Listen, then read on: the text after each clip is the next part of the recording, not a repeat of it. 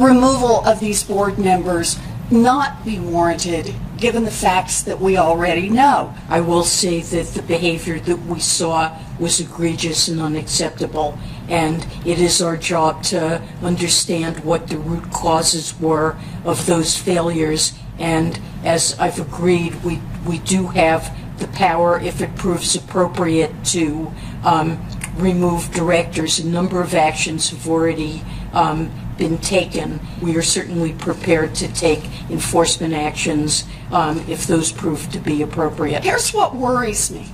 Time after time, big banks cheat their customers and no actual human beings are held accountable. Instead, there's a fine, which ultimately is paid for by shareholders, not by executives, and certainly not by directors of the board. And nothing's going to change at these big banks if that doesn't change. You know how I know that for a fact? Is because in 2011, the Fed fined Wells Fargo $85 million for illegally steering mortgage borrowers into costlier loans. And the Fed specifically said those illegal practices were caused by, quote, incentive compensation and sales quota programs and the lack of adequate controls to manage the risks resulting from these programs. So the Fed fined Wells in 2011 for failing to manage the risks resulting from bad incentive compensation practices. And what did Wells do?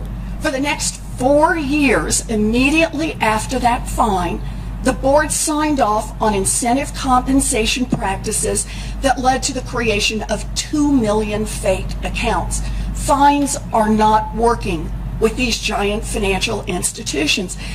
If bank directors who preside over the firing of thousands of employees for creating millions of fake accounts can keep their jobs, then I think every bank director in this country knows that they are bulletproof.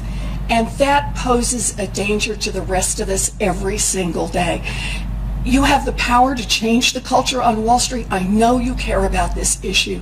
I hope you will use that power.